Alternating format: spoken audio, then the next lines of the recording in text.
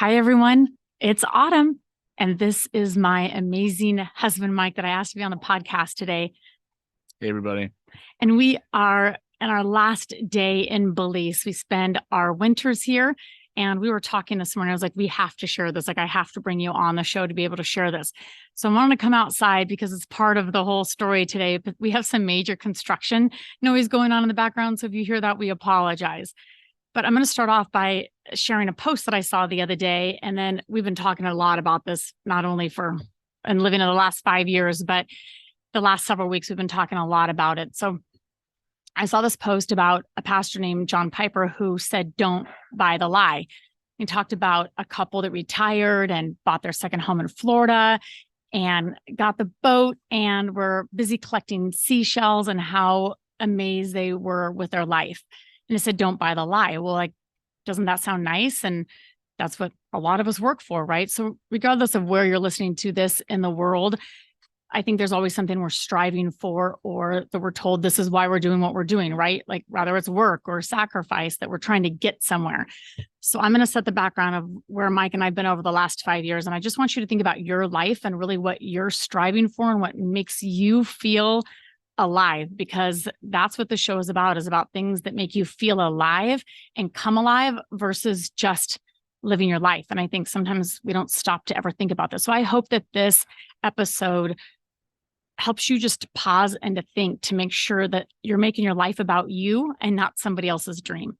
So 5 years ago, I was living on Maui, Hawaii, and Mike was there visiting for the winter. And when we met, we were both in a place that allowed us some flexibility and freedom because of our career choices and our businesses. So why don't you share about where you were, and then I'll share about where I was. Yeah, so I was at a point in my career in my life where I could take some time off during the year, and everybody has this or at least what you're told, you have this vision of what that looks like, and it's like, dude, I'm going to get to Hawaii and I'm going to sit on the beach and I'm going to drink a beer, and you're like, yeah, well, it turns out that takes about 5 minutes, and there's a lot more hours left in that day that you need to fill. But I think a lot of people like try to, you try to get to that goal, and you get there and you're like, this doesn't really work. So I want to preface this by saying that nothing is good or bad. There's no judgment on good and bad on how you choose to live your life. Going to the beach and sitting there for 5 minutes or 8 hours, or it doesn't matter. If whatever you choose to do, this podcast is just to help spark you to think about what makes you come alive, not what is sold.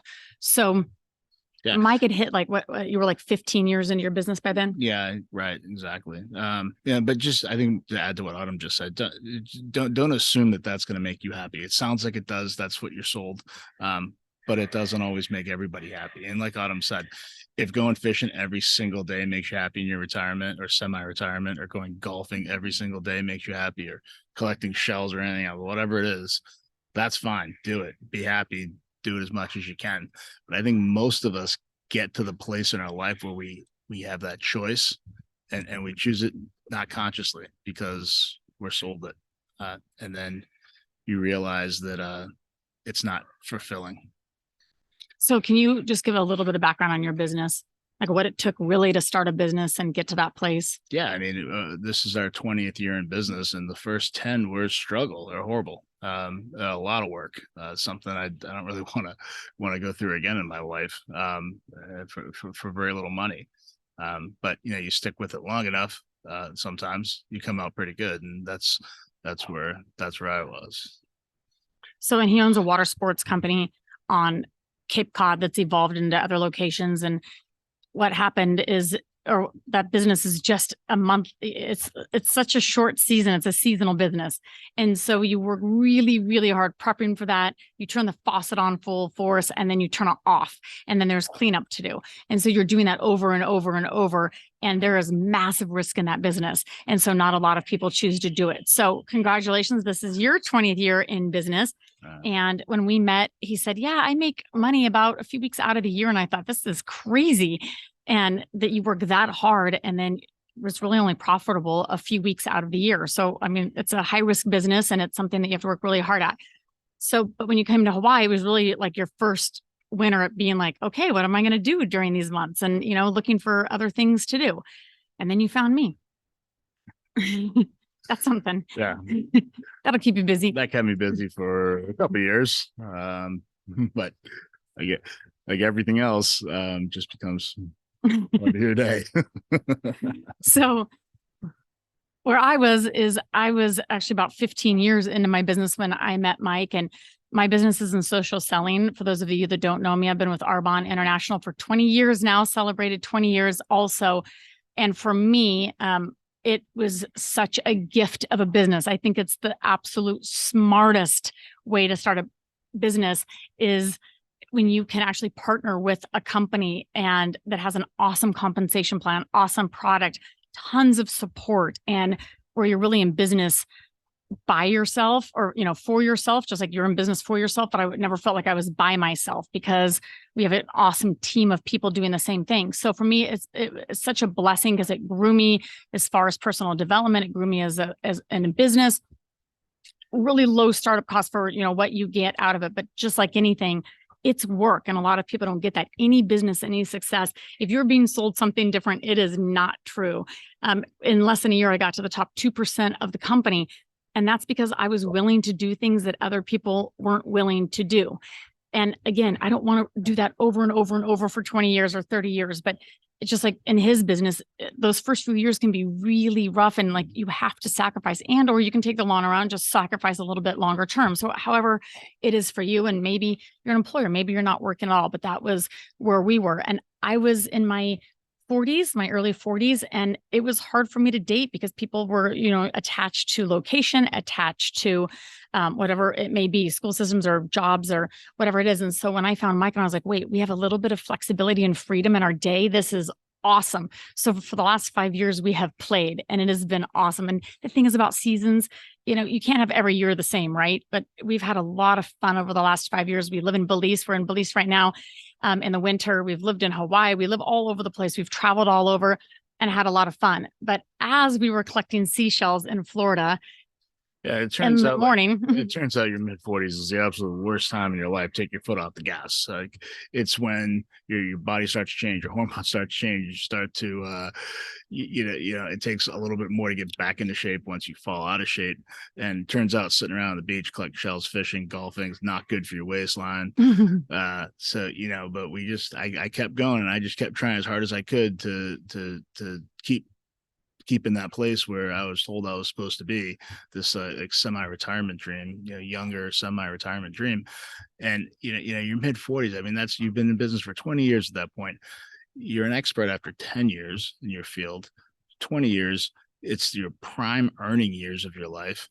It's your prime experience, and how many people you can influence, that people really start paying attention. There's a couple of generations under you that could learn from you and benefit from your experience. And then to just to not do that, it's a very unfulfilling feeling to not take advantage of all that experience and all that wisdom and all that all those lives that you can change and continue to influence and give a hand up to. And for me, part of the dream, buying into the lie and buying that dream, is I think, you work really hard, you get the house, you get the neighborhood, you get the car, whatever it may be. But what's not sold is actually, what do you want? Do you want that house? Do you want that car? Do you want whatever it may be? And so to me, it's instead of getting there, it's about growing there and figuring out you specifically, what do you like?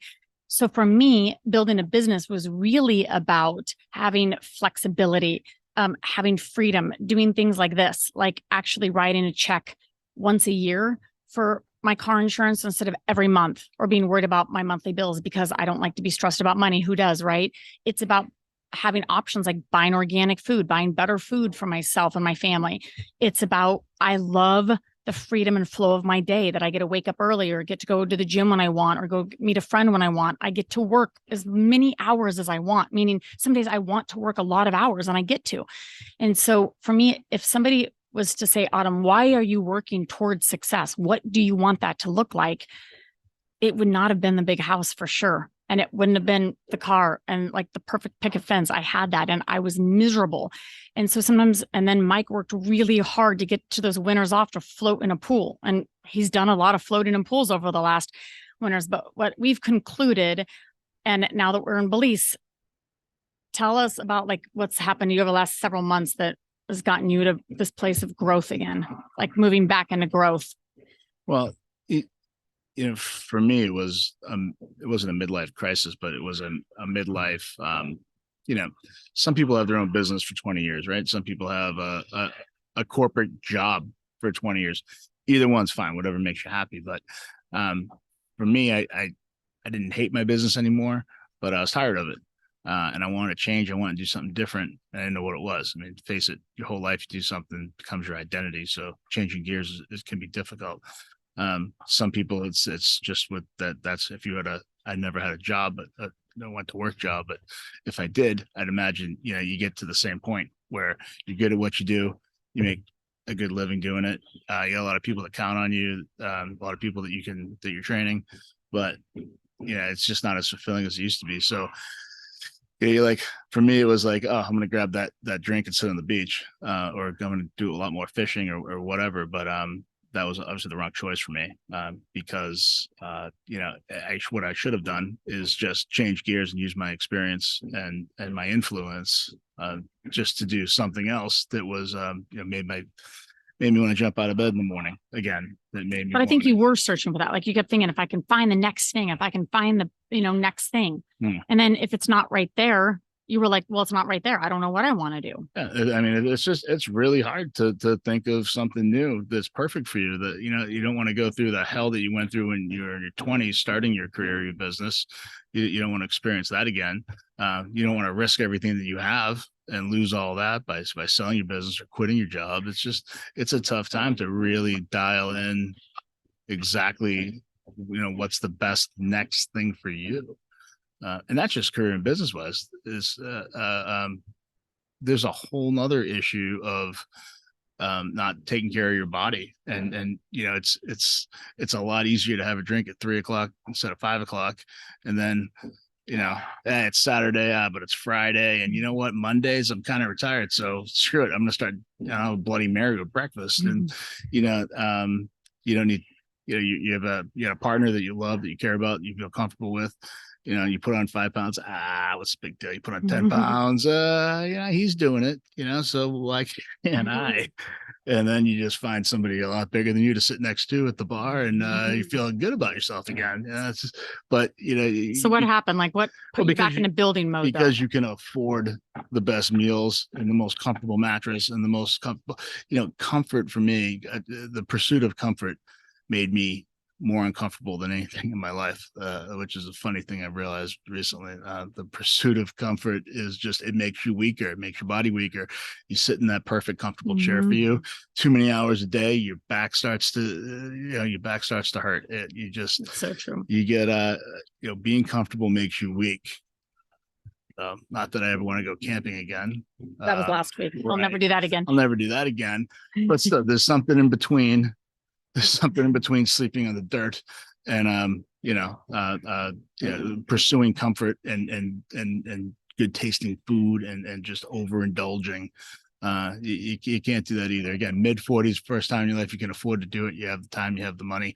Worst possible time for your body, because you put on 20 pounds. It's not coming off like it did when you were 20. Well, and when I promoted after that year in my business, I called my mentor and I said, what do I do now? Like now, what's next? And she said, well, pretty much you just maintain. And I remember hearing that word thinking like, that is like an awful word to me, maintain. Like, that's not how, like, physics doesn't work like that. You're either moving backwards or you're moving forwards.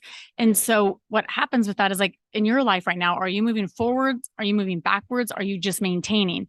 And I feel like over the, when you don't sometimes have clear vision for like what's next in your life, you might be 20 years old and not have that clear vision, or you might just have been retired and thinking, now what? Like, what's next? You have all this wisdom and experience, but like you have no clear vision for your next act in your life. And I really feel like that's where you were over the last, several years, is like, what now? So once you decided, all right, I'm ready to build, I'm ready to be uncomfortable. Tell me what happened over the last few months. Oh, so you start looking again, and when your eyes are open to new opportunity, eventually you see it. So you get clear on what you're looking for. It gets easier. So I've just done a lot of work to get clear on what exactly I was looking for. Try to narrow it down to. For me, it was it has to be fun. I want it to be fun for me. I want it to be fun for other people. I want to help other people have fun. That's always been that's pretty much the business I'm in now. That's like his middle name is fun. Right. Just didn't want it to be the same business. I wanted it to be, I wanted to take out the things I didn't like about the business I have now, and not, not get into those situation again with, for me, it's equipment, like I don't want to maintain equipment, especially in a third world country. So it had to be extremely simple as far as that goes. And the other thing that was, I had to be able to, it had to be able to, help as many people as possible. So change as many lives as possible.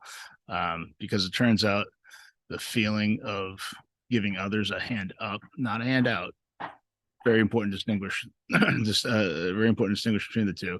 But the opportunity to give somebody who deserves the opportunity, a hand up to make their lives better, to change their lives, makes me feel really good. So that's the point of doing it in a developing country versus the United States.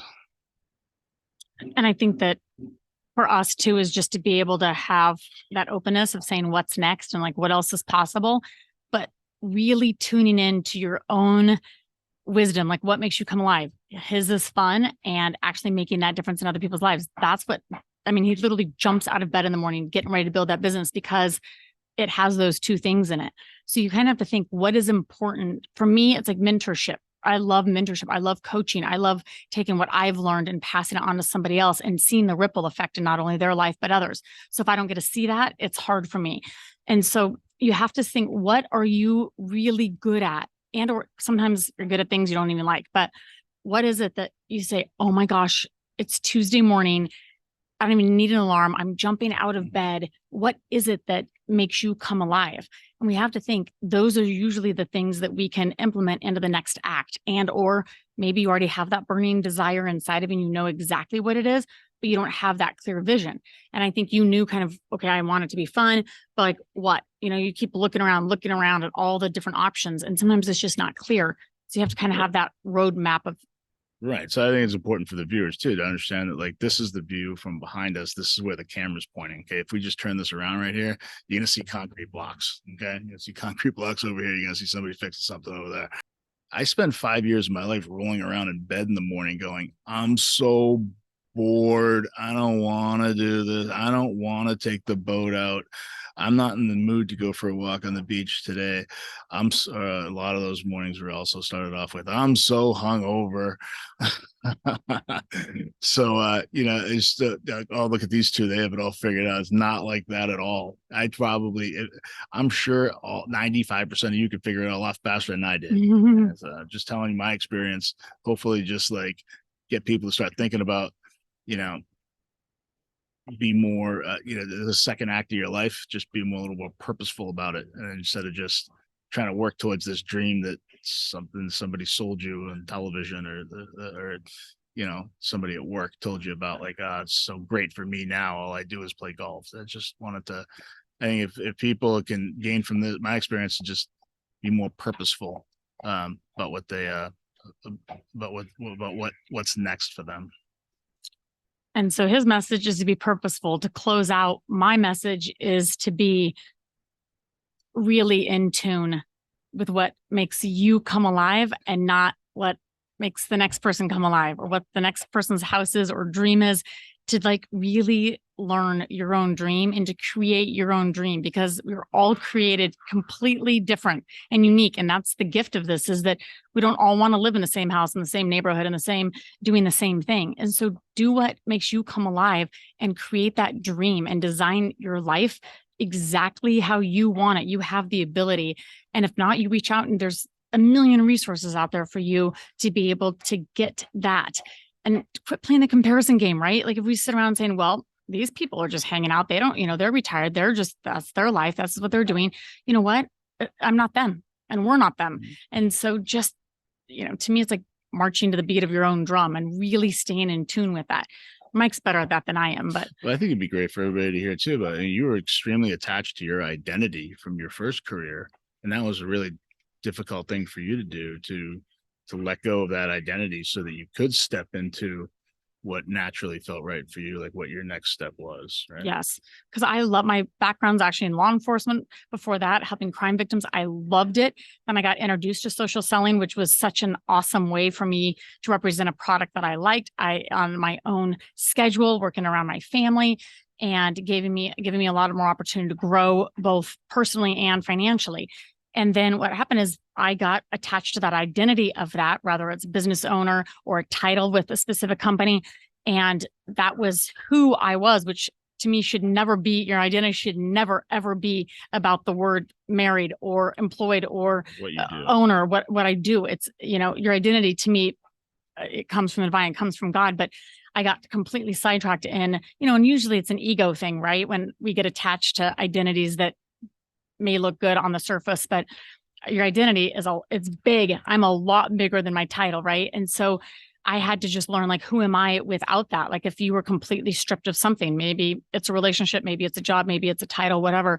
And so, and then, imposter syndrome sets in to where, okay, well, who am I to do this? Right? Like, I've never done this before, or well, what will other people think? Or do I have the credentials or the experience? And so usually people just stop right there because you can't get your footing underneath you to figure out, like, okay, I know there's more in me. I'm supposed to be doing this next thing. I don't have clear vision. And then you usually get that clear vision. You think, oh my gosh, there's no way I could do this. Like, I'm not good enough at it. Of course you're not good at it. You've never done it. It's okay. You just fail forward and keep going and keep going.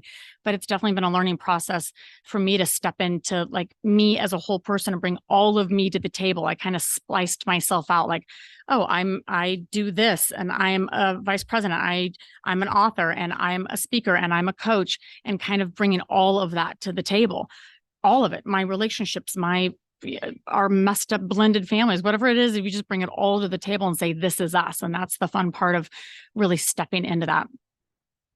And very well said.